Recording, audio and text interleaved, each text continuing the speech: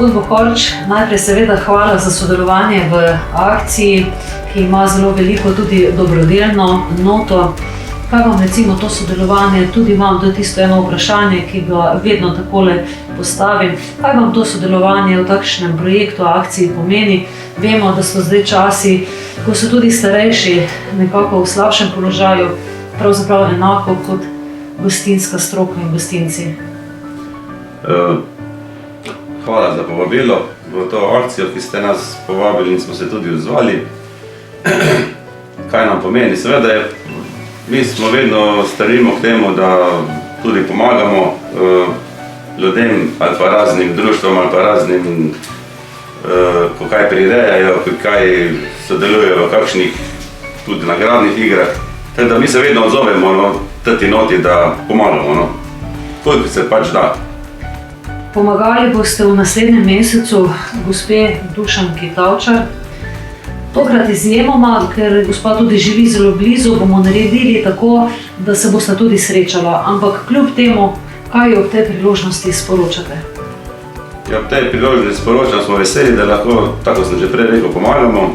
Upam, da bo z našim obrokom, hrano, kosilom pač zadovoljna in da bo tudi njej to prav prišlo. Upamo, da ji bo. Najlepša hvala. Prosim, hvala. Gospa Tavčar, tudi vam najprej to vprašanje. Ste bili kaj presenečeni ob tem, da smo tudi s pomočjo Rdečega križa Šentjur, ker ste tudi zelo dejavni, pravzaprav v tem projektu izbrali vas? Najprej lep pozdrav, vsekakor presenečena še. Vesela, hvaležna, ne vem, kaj še največ povem. Za seboj imate tudi vi dokaj hudo zgodbo. Pred časom ste doživeli možgansko kap. Kako vam gre zdaj? Moram reči, da z veliko volje, truda, pomoči drugih, zdravstva, prijateljic, svojcev, mi kar dobro uspeva, se pa neizmerno trudim sama. Je pa tako, so vzponi in padci, kot pri vseh nas ljudi. Možganska kap je zelo nevarna stvar in tudi zelo pogosta pri ljudeh, predvsem pri starejših, pa se mi zdi tudi, da vedno več pri mlajših. Pa včasih ljudje pri okrevanju tudi izgubijo voljo. Kaj je morda vaše sporočilo njim ob tej priložnosti? Vi ste uspeli, dobro vam gre, morda ne tako dobro, kot bi si želeli, ampak kaj je tisto ključno sporočilo, kot da opogumiva tudi ostale, ki so morda doživeli kaj podobnega? Ja, se je za zamisliti, sploh, ko enkrat to doživiš, ko enkrat to izkusiš. Bom povedala, da naj bojo optimistični, naj skrbijo za sebe, naj se izogibajo stresu, časi so res težki.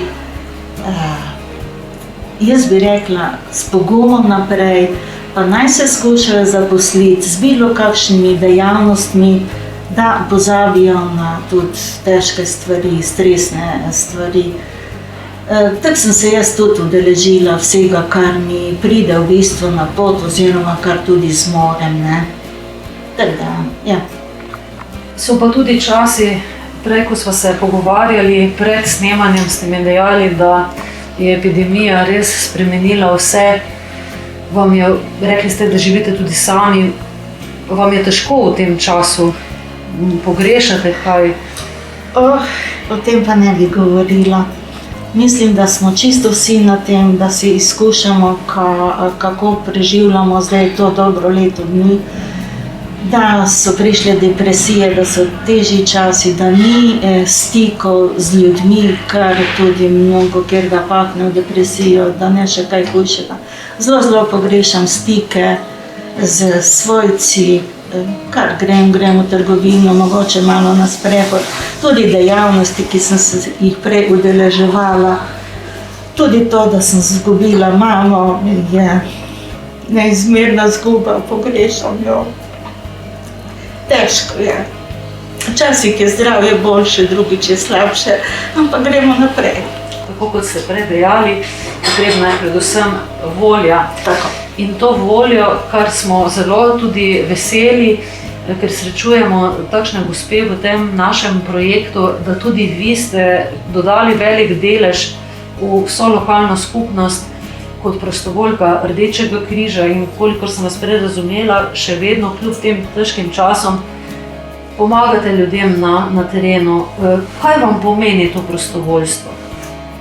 To prostovoljstvo mi pomeni kar precej, nekako mi napolni dušo, čutim, da za človeka lahko naredim nekaj dobrega, nikoli ne veš, kdaj se bo znašel v stiski. Neka lepa gesta, sploh v teh časih, zdi se mi, da so kar težki časi.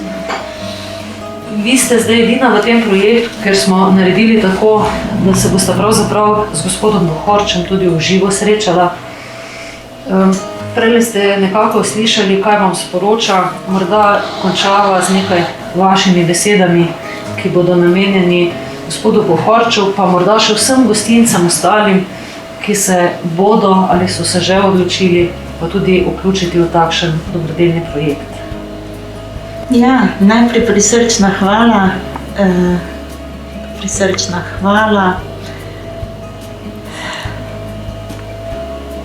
Malo mi je zmanjkalo besed. Zelo sem hvaležna. Vem, da so težki časi za gostinstvo. Želim, da se to čim prej konča, da bojo imeli delo, da bojo imeli zaslužek, da bojo imeli za preživetje. Ker pogojeno je in eni in drugi posledično vsekakor. Kot je dejal eden izmed gostincev, ki tudi sodeluje v tem projektu, nam pred dnevi, da v teh težkih časih je najbolj ključno, da stopimo skupaj v tem projektu gostinci, tudi naša medijska hiša Novi tednik Radio Celje, tudi javni zavod Socio in pa Rdeči križ Šentjur in ne nazadnje tudi vi, za katero smo res ponosni, da gredo ti obroki v prave roke. Hvala vam. Tudi vam iskrena hvala.